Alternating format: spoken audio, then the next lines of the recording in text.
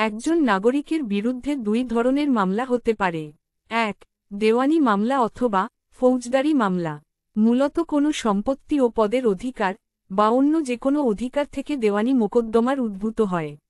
দেওয়ানি প্রকৃতি বা সিভিল মোকদ্দমা হল জমি জমা, পারিবারিক বিষয়, বিয়ে শাদী, তালাক, সন্তানের অভিভাবকত্ব, দেনমোহর, খোরপোশ, আর্থিক লেনদেন, ব্যবসা বাণিজ্যের চুক্তি, ক্রয় বিক্রয়, চাকরি বাকরি, কপিরাইট, বিভিন্ন পদ পদবি ইত্যাদি বিষয়ে বাদী প্রতিকার চেয়ে আদালতে মামলা দাখিল করেন। স্বাভাবিকভাবে দেওয়ানি প্রকৃতির মামলা হলে আপনার জেল হাজতের ভয় নেই। আর ফৌজদারি মামলা হল চুরি, ডাকাতি, দস্যুতা, ধর্ষণ, খুন, প্রতারণা, বেআইনি সমাবেশ, ইফটিজিং, মিথ্যা সাক্ষ্যদান, জালিয়াতি, মাদক কারবারি ইত্যাদি অপরাধমূলক কর্মকাণ্ড থেকে উদ্ভূত মামলা হচ্ছে ফৌজদারি মামলা বা ক্রিমিনাল কেস। ফৌজদারি মামলা দুই স্থানে দাখিল হয়। এক, থানায় অথবা আদালতে। থানায় মামলা হলে সংশ্লিষ্ট কর্তৃপক্ষ সেটি আদালতে স্থানান্তরিত করেন। এই ধরনের মামলা জেনারেল রেজিস্ট্রার মামলা বলা হয়। আর যখন কেউ সরাসরি আদালতে গিয়ে বিজ্ঞ অ্যাডভোকেটের মাধ্যমে মামলা দাখিল করে তখন সেটিকে পিটিশন রেজিস্ট্রার এবং আর অর্থাৎ কমপ্লেইন্ট রেজিস্ট্রার বলে থাকি। বলা ভালো, আর এবং পিটিশন রেজিস্ট্রার প্রায় একই জিনিস।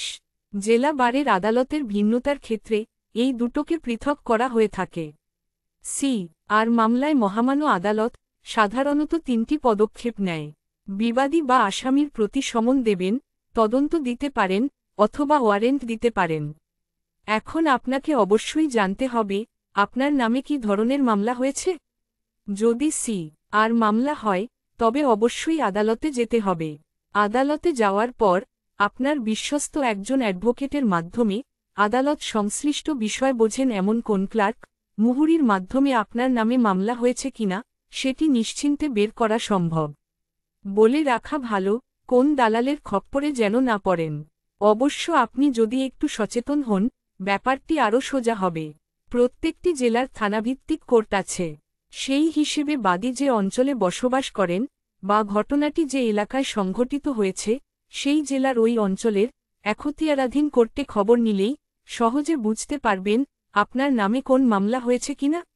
আর যদি আপনি মনে করেন মামলাটি থানায় হয়েছে, সেই ক্ষেত্রে অবশ্যই আপনি নিজে থানায় কখনোই যাবেন না। খোঁজ নিতে আপনার বাবা, মা, নিকট আত্মীয়, শুভাকাঙ্ক্ষীদের থানায় পাঠাবেন।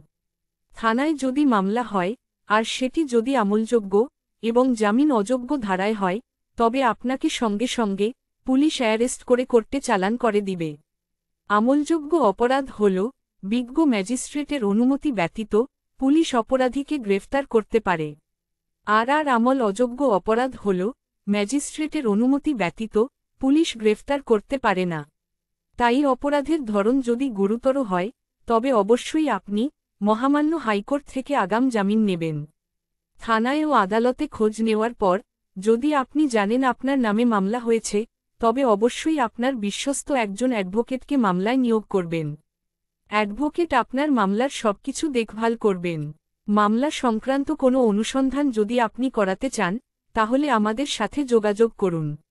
আপনি যদি নিরপরাধ হন তবে আপনার বিরুদ্ধে আনা অভিযোগকে মিথ্যা প্রমাণের জন্যে যাবতীয় তথ্য আমরা জোগাড় করব।